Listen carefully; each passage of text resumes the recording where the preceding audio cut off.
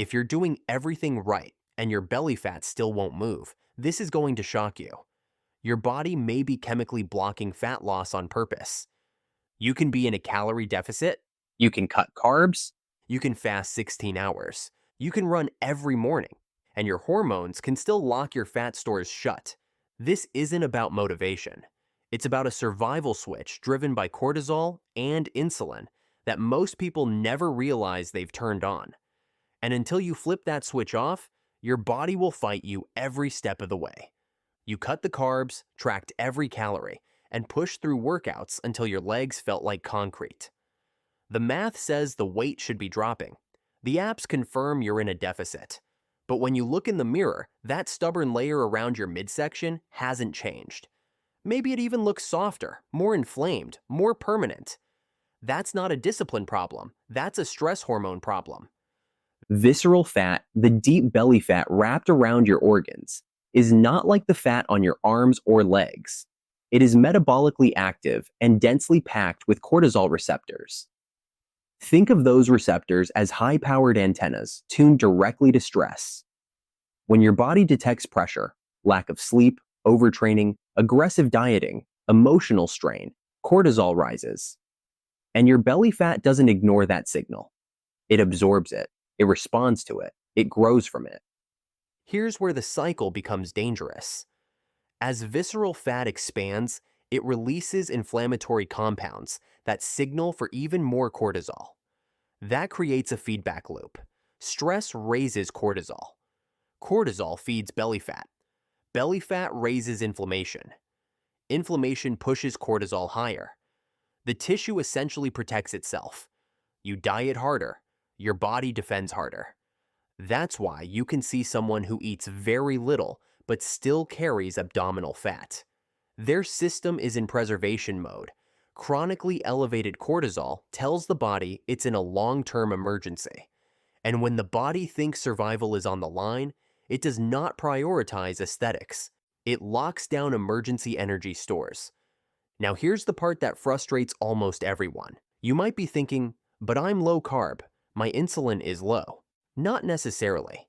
Even if you avoid sugar completely, your liver can manufacture glucose through a process called gluconeogenesis. When cortisol rises, it signals the liver to produce fuel immediately. So you wake up after fasting all night, stressed from poor sleep or life pressure, and your liver releases glucose into the bloodstream. Your pancreas responds by releasing insulin. Now you have elevated cortisol and elevated insulin at the same time, while technically fasting. Since insulin blocks fat burning, you're metabolically locked out. You are burning stress, not fat. This hormonal trap is usually driven by three lifestyle patterns that look healthy on the surface. The first is chronic moderate cardio. We've been told for decades that steady-state exercise is the key to weight loss. So people jog for an hour, hit the elliptical daily, or grind through long endurance sessions. They sweat. They burn calories. But evolutionarily, humans were built to walk long distances and sprint occasionally, not to jog moderately for an hour every single day without recovery. When you engage in daily medium-intensity cardio, your body interprets it as prolonged stress. Cortisol rises to keep you going. If you repeat that pattern without adequate recovery, cortisol never fully drops. Over time, cortisol breaks down muscle tissue to convert it into fuel. As muscle mass decreases, metabolic rate drops. You burn fewer calories at rest. Simultaneously, elevated cortisol pushes fat storage directly toward the abdomen. You shrink, but you soften. The scale might move, but body composition worsens. The second trap is aggressive fasting layered on top of stress. Fasting can improve insulin sensitivity and cellular repair, but only when your system is stable. If you are sleeping 5 hours a night, rushing through a high-pressure job, and then forcing 20 or 24-hour fasts, you are not optimizing. You are compounding stress. The body interprets prolonged food restriction during stress as confirmed famine. Thyroid output can downshift. Energy plummets. Hands and feet feel cold. and visceral fat remains protected as emergency storage. The goal of fasting is to lower insulin, but if the stress of the fast raises cortisol high enough to trigger glucose production, insulin rises anyway. You are hungry and hormonally stressed, not metabolically flexible. The third trap is the nocturnal stress spike, the 3 a.m. wake up. You fall asleep exhausted. Then suddenly, your eyes open in the early morning. You are alert. Your mind is racing.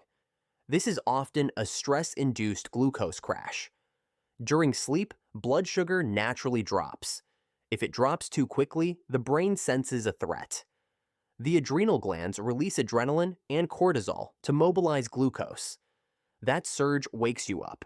You are in fight or flight while lying in bed. This costs you twice. First, you miss deep sleep where growth hormone peaks. Growth hormone is essential for fat burning, tissue repair, and metabolic recovery. Second, you spend the night bathing in cortisol and insulin. Instead of waking lean and restored, you wake inflamed and primed for storage. So how do you flip the switch? You send safety signals. Start with movement. Replace chronic cardio with a metabolic flush. Take a brisk 10 to 15-minute walk immediately after meals.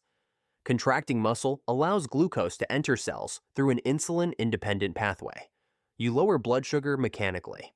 Less insulin spike means less fat storage signaling. It's targeted, low-stress movement that improves metabolic control without elevating cortisol. Next, protect overnight stability. If you consistently wake at 3 a.m., consider stabilizing liver glycogen before bed. A small teaspoon of raw honey paired with a pinch of mineral-rich salt can prevent a stress-driven glucose crash. The honey provides steady fuel. The salt helps manage fluid balance and blunt adrenaline surges. The goal isn't excess calories. It's preventing a hormonal alarm that sabotages sleep and fat loss. Intensity still matters, but in precision doses. Short bursts of high-intensity effort once or twice per week can stimulate human growth hormone without chronically elevating cortisol. 15 to 20 seconds of all-out effort, followed by full recovery, mimics ancestral movement. It builds muscle and improves insulin sensitivity while avoiding prolonged stress signaling. Nutrition must signal abundance. If you fast, your feeding window needs adequate protein. Protein supports muscle retention and triggers glucagon, which counterbalances insulin. Under-eating protein while fasting signals scarcity. Adequate protein signals safety. Safety lowers cortisol. Lower cortisol allows stored fat to mobilize. And finally, address the chemical environment of stress itself. Cortisol thrives in chronic pressure. Oxytocin counterbalances it. Deliberate gratitude, meaningful connection, and moments of appreciation shift autonomic balance. Even 60 seconds of genuine gratitude can change heart rate variability and reduce stress chemistry. This is not mindset fluff. It is physiology. Lower stress improves digestion, insulin response, and sleep depth. Here's the bigger picture. You are not solving a calorie equation. You are solving a hormonal equation. Belly fat is often a symptom of a body on high alert. Chronic cardio, extreme fasting, poor sleep, and unmanaged stress tell your body it is under siege. Strategic walking, proper protein intake, blood sugar stability, restorative sleep, and nervous system regulation tell your body it is safe. When the threat signal drops, cortisol falls. When cortisol falls, insulin stabilizes. When insulin stabilizes, fat burning resumes. You don't need more punishment. You need smarter signals. Turn off the survival switch, and your metabolism stops fighting you.